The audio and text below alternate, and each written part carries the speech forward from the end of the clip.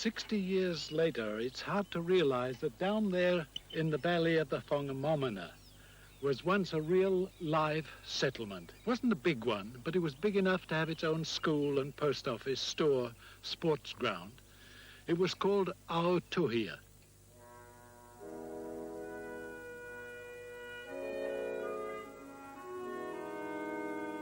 The people who settled here were completely defeated. Even today, not a soul lives in the area. Who'd believed that the main street of a township once ran beside the river there?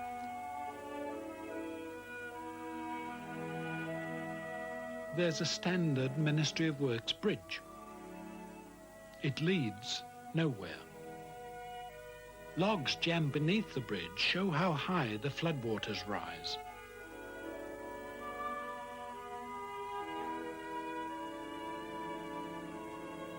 But it takes more than a few floods to drive out tough settler families. Two things made those pioneers turn their backs on Aotuhia. One was half the world away.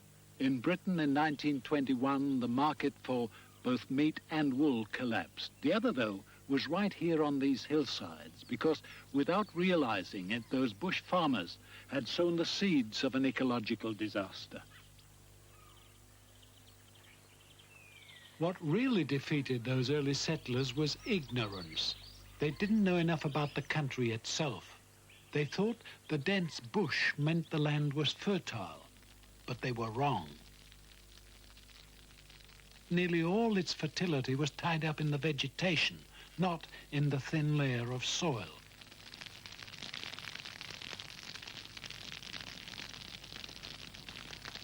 When they burned the forest, much of that fertility went up in smoke.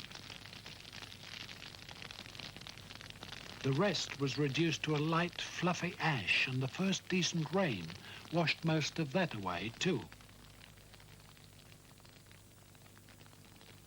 What fertility there was left was sufficient to give grass and clover a start, nothing more. Scrub and fern took over.